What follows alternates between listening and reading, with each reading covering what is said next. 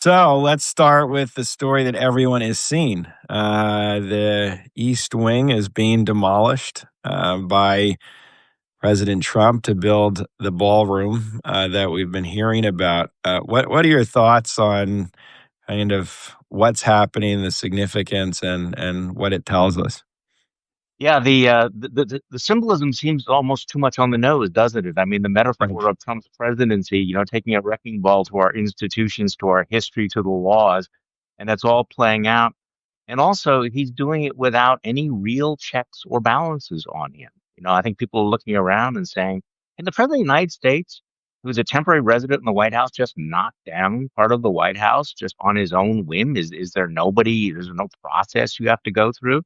And apparently the answer is there's a process, but he controls that as well. And plus, as Trump has done so often in the past, he does the destruction first and then, leaves everybody else to pick up the pieces. So it does feel as if the metaphor of the Trump presidency just keeps pounding us, in the face. I mean, a week that starts with him posting a video of himself essentially dumping a load of feces on fellow Americans, and then following that up by taking a literal wrecking ball to the White House. In case there's any question about what he's all about.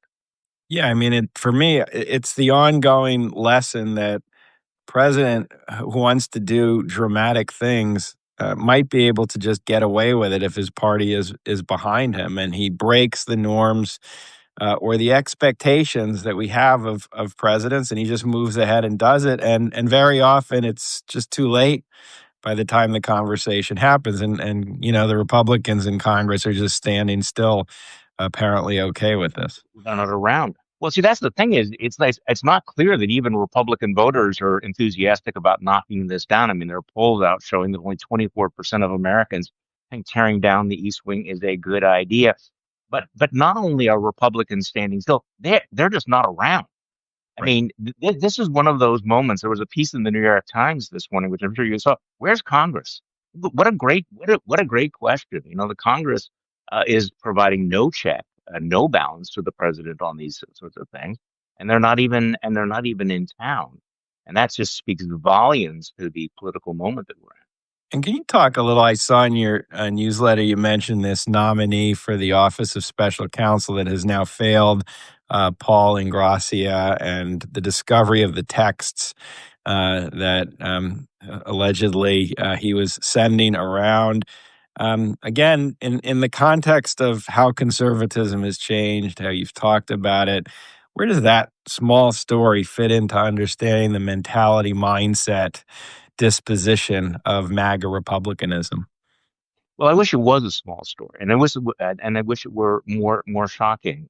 Why this keeps happening? This story broke the week after we got the story about the text messages involving all those prominent young Republicans, and I think, what is the old adage about, that your character is what you do when you think that nobody is looking when you're in private, and so we're seeing a little bit of what's going on to the right wing conservative movement, when you lift the curtain, and on one level it ought to be shocking. On another level, as you talked about, look, after 10 years of marinating in Trumpism, what did we actually expect? If you are rising in MAGA politics in over the last decade, who were your role models? What was acceptable behavior? What are the incentives? What is the price to be paid? Now, in the case of Paul Ingrassia, he was so extreme, so deplorable. The position he was being appointed to was so grossly inappropriate, the Office of Special Counsel in the Department of Justice, that even Republicans who have swallowed so many other awful appointees looked at him and said, "No, this is ridiculous." But the fact that he was even up there in this pantheon of misfit toys that have already been approved by the Senate just speaks volumes that his background was not disqualifying until that one Politico story. And not all. I mean, I didn't totally follow the final stages, but not every Republican said no, did they? No, and No, Yeah, they didn't. At least not in public. yeah. But again, have to keep asking the question: why does this keep happening? Why does this keep happening? When you pull off the scab of Donald Trump's Republican Party, that people behave like this. Now, you and I have talked about, the trajectory of, republicanism and conservatism, and there's no question that race and, some of these right-wing ideas have always been a recessive gene on the right, and they've struggled with them. They've always been there. It's not Donald Trump did not invent them. What he did was empower them. He brought many of these ideas, from the edges of the fever swamp. And there was a decades long, maybe 2 decades long project, maybe 3, 4 decades long project that Republicans had, conservatives had, of saying, we are not that. We are going to put that part of our past behind us. We're going to excommunicate that. We're going to turn that around. I mean, think about the things that conservatives like Jack Kemp, even during the Reagan era, or John McCain, or the Bushes tried to do, at least rhetorically in public, in saying we want to put a different face on the Republican Party.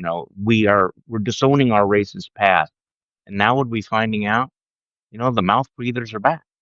I mean, they're back and they're flourishing, unless they're really caught. And what's striking is also toleration, meaning when these things emerge, there's not an instant widespread condemnation from everyone. It's not a Everyone. kind of party moment of outrage as you would have had with the David Dukes of yesteryear. Now, except for a few people on the kind of lowest bar, uh, there's just tacit acceptance. And that says more than anything, in my mind, of where the party has shifted.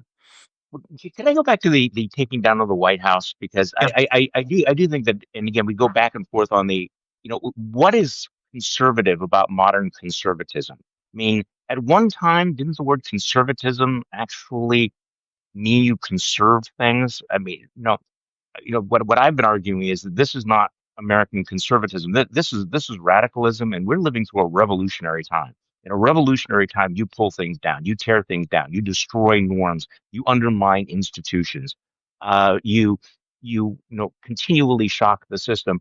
And I saw somebody online, and I'm sorry that I didn't identify. I think maybe it was Don Moynihan, who made a really great point that MAGA conservatism, or the MAGA right, gets deeply upset when, say, Cracker Barrel changes its logo, but is completely okay when Donald Trump tears down the White House. I mean, I want you to think about this weird cul-de-sac of culture war, bizarre standards that we're in, where they get all worked up. How dare you desecrate the Cracker Barrel logo?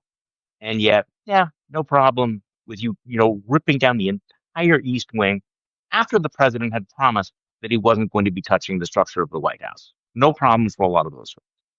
And you'll remember, I mean, I was actually just teaching about Reagan, and we were talking at the inauguration, which came under criticism. The first inauguration, it was opulent and a lot of wealth, but Reagan fundamentally was still trying to kind of restore the image of the presidency and kind of make the contrast with Carter and elevate what the institution was. And you can have Dignity. criticism. This is just destroying it. And it's kind of a striking contrast between how the two men, Trump and Reagan, think of what conservatism is in their time. Well, that's right, and also you have the added layer of the kind of, once again, the let the meat cake moment, where you're building this gaudy, golden ballroom for your rich friends, being paid for, through your various shakedowns with your billionaire friends and business friends, at a time when there is real economic anxiety out there, and that, maybe that hasn't fully played out. But given Donald Trump's insistence that I am the people's president, right? Does the people's president tear down the people's house in order to build a ballroom for his rich buddies? And one of the great themes, his most effective themes of 2024 was, you know, they are for them, I am for you. Well, on issue after issue, whether you're talking about, the bailout of the Argentine economy, and telling, saying we're going to be importing Argentinian beef, and all the cattle ranchers are going, wait, what happened to America first? or building these gaudy ballrooms at a time when people actually are starting to feel that sticker shock at in the grocery stores. And last weekend, of course, which feels now weeks away, there was the No Kings rally and huge turnout. And not just, I keep saying big numbers, but a spread geographically, regionally that's pretty significant. If I was a Republican watching this, the red states had a lot of No Kings protesters. What did you make both of the protests themselves and the Republican response, especially Speaker Johnson, the way they characterize it, the ferocity they seem to go after these protests? Yeah, how disgraceful that was, and what a total refutation the reality was of what they were saying.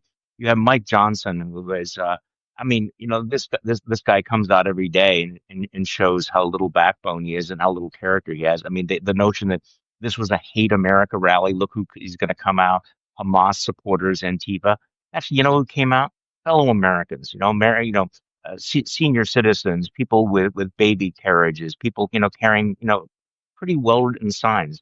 There were, where I was, there were no, Palestinian flags. Nobody behaved badly. There were a couple of incidents here and there, but it was overwhelmingly peaceful. So what was interesting was that Mike Johnson, the Speaker of the House of Representatives, he obviously has time on his hands since he's shut down the entire Congress, um, is out there smearing this in a way that actually felt dangerous beforehand, that when you start to say that your opponents are terrorists and extremists, you're creating that permission universe to perhaps use force.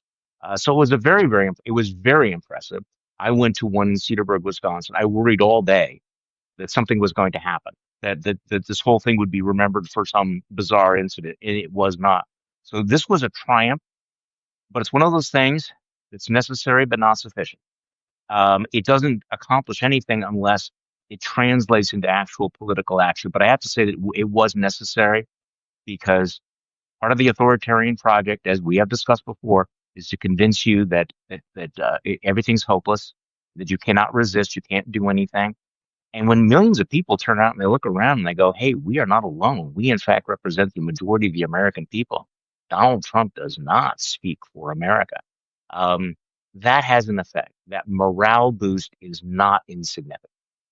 Of course, the ugliest part of the day was his AI image of him going to the bathroom on the country. I mean, the irony of the Republicans saying it's a hate America, and then no, people have American flags and are calling on American values, and then he sends that out is just kind of I don't even know what to say about it.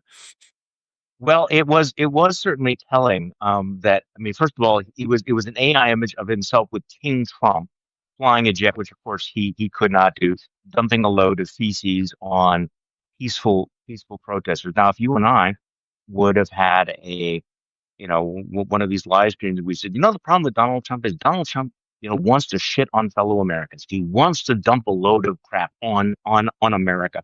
People would say, "Oh, come on, guys. First of all, how incredibly tasteless, and number two, you really suffer from Trump derangement syndrome." Trump says, "Hold my beer. I'm actually going to put this out," and it felt, and again, like the wrecking ball at the White House, the symbolism seemed very much on the nose. Yeah, and most presidents wouldn't own the title of king when being the center of these protests. He literally owns it, and is through this image saying, "Yeah, I am king," which Well, is well, and so revealing. most presidents would not advertise their incontinence. I mean, so it's like we're so off the double president, chart at this particular point, and it really does feel like it this week.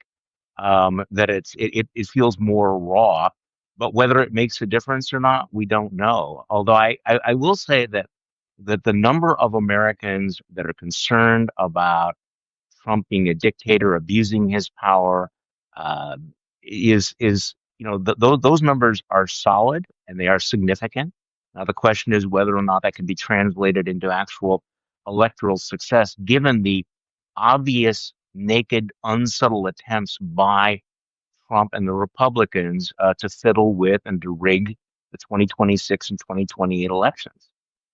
And what do you think that comes next means exactly? I mean, I'm sure there will be more protests. I'm sure groups like Indivisible are not stopping.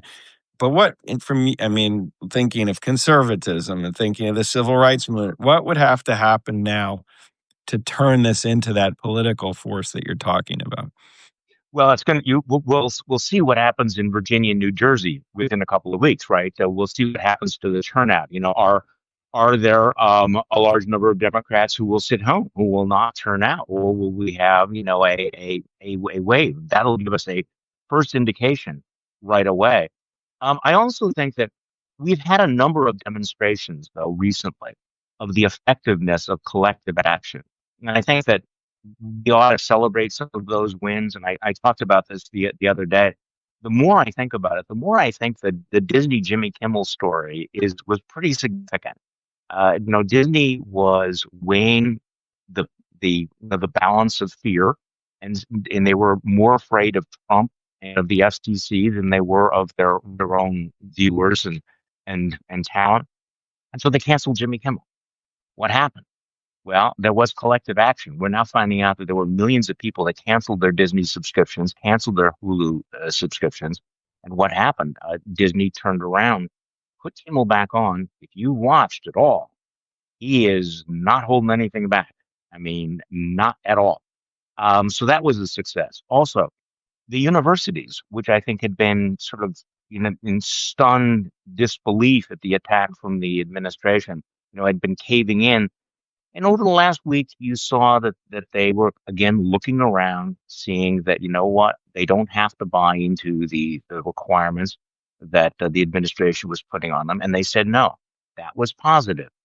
I think the media, which has had a very shaky first 9 months, that solidarity you saw at the Pentagon, I think, was not insignificant. So I think that without downplaying the risks and the dangers, we also ought to take a moment to celebrate some of the successes and be reminded that collective action, in civil society can make a difference. I would also just add a reminder that collective action is often incremental. We look back on the civil rights movement and see the outcome, the successful outcomes.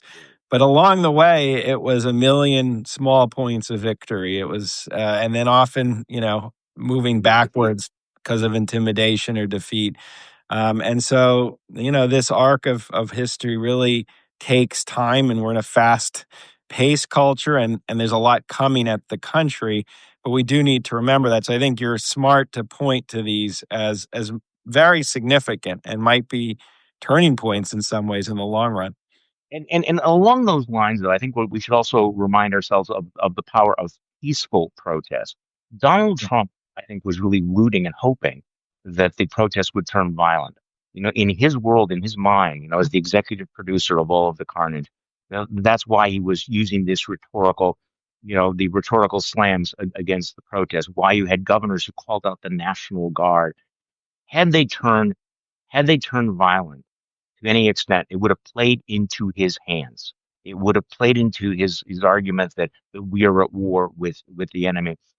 With the civil rights movement, also, we had this tremendous success in the middle of the 60s. You know this better than I do. But when violence began to break out, public opinion began to shift, and you saw this tremendous backlash against it. So I do think that as long as, what I would tell people right now is protest peacefully while you can. This is the moment. It's like there is still a window to be able to do this. I am, and again, I don't want to be misunderstood here, but there may come a point where people are going to have to say we'll need something like a general strike, or we'll have to do other things if in fact it appears that the other democratic outlets are blocked. But right now, the power of peaceful protest, of consumer action, of moral solidarity between universities, law firms, journalists, um, that I think we need to remind ourselves that can be very effective. And I would add to that that Republicans in Congress, business leaders, people with influence watch this. They are not President Trump, and they're balancing the fears they have of angering the president and his base versus fears of everything from economic retribution through a boycott to protests. And it's not, they have an eye on this. And it's kind of, can you tilt it one way or another? I wanted to turn to the shutdown. Before I do, though, as always, thank you for all the subscribers who are watching us and listening to us, enjoying the conversation. And thank you for all our paid subscribers to the contrary and the long view for supporting us. This is how we make it work. And we hope some of you might consider upgrading to a paid subscription to let us keep having these conversations and supporting independent media at a time when I really think this is part of creating a healthy civic society, given the pressures everyone faces. The government shutdown, now we are many weeks into this without any apparent endgame right now. What do you think of where this is going or how it's unfolding for the parties? Well, I've been asking that question, what is the end game? And I know you wrote about that this week. The Democrats have made, put all their chips into onto the table on the question of healthcare, the healthcare subsidies. But there's a lot of other things that are out there, and I'm trying to get my head around that moment where if Donald Trump says, "Okay, you get the subsidies, I'm going to give that to you." What do Democrats do? Do they say, "Yes, we're going to fund the rest of Donald Trump's government"? I don't know. What do you think about that? Because I think that this is a big hole in their argument. No, I agree, and I think I understand the strategy, and I understand that healthcare is a very good issue for Democrats, but I think they did lose something by not putting front and center why they don't want to negotiate with an administration that is not living up to previous congressional authorizations. And that's technical at some level, but it's at the heart of the No Kings protest, which is drawing a lot of people. Americans don't like centralized power that's abused. It's just part of the history, the DNA of the country. And I think that was lost. They all look at some point, Democrats also believe in government and governing, so they will concede. I mean, it is inevitable. But I think the rhetorical firepower of that particular point has kind of gotten subsumed to a debate over ACA like it's any other moment in shutdown history since the 90s. No, I agree with that, and I agreed with what you wrote earlier this week. And part of this is the problem of dealing with this moment as as if it is conventional politics, kind of the normal shutdown politics. You negotiate and come up with some meaningless compromise that can hand down the road. I think this again, one of the problems, and I said this before, is you have conventional politicians who are leading at a time of very, very unconventional politics. I think Donald Trump actually understands that all the rules are out the window. I'm not sure the Democratic leaders in Congress has fully grasped that. And the final kind of question I had for you, and how worried do you think Democrats should be about their own polling right now? Is that a major concern, or is that something for midterms that won't be as central as the person that the midterms will actually be about? Well, I think, look, I think they ought to be worried about it because I think all political parties ought to be worried. In my experience, the politicians who are not worried are the ones who are taken by surprise. But the Democrats have a lot of work to do, and they need to acknowledge that. And I hope that people who are listening to this understand that you have to do several things at the same time. We have to, understand what Donald Trump is doing and the danger that he poses, but also we also have to ask why has he been able to get away with it, and how dangerous it is for the opposition to fall into bubbles, falling in love with candidates who can't win elections, refusing to acknowledge mistakes that were in the past, not being focused on what it takes to win. New York Times had a really interesting analysis of the electoral power of moderates in both parties, how well they do. And it should remind people that the majorities will, the majority makers are the people in the swing states and in the swing districts. not the bright, shiny objects out there. So I think they ought to be worried. They also ought to be a little bit more open to the kind of self-criticism that I think that all political parties that have gone through a horrific defeat need to engage in. The danger, I think, and I'm sure you've seen this as well, is that because we silo off, people say, I don't want to hear anything negative. I don't want to hear any advice about how Democrats have got to win the midterms. If Democrats do not win the midterms, um, 2028 is going to be a real nightmare. So I think that people need to be laser focused on winning those elections and not be in a bubble or in denial about some of the political problems they still have. Mm.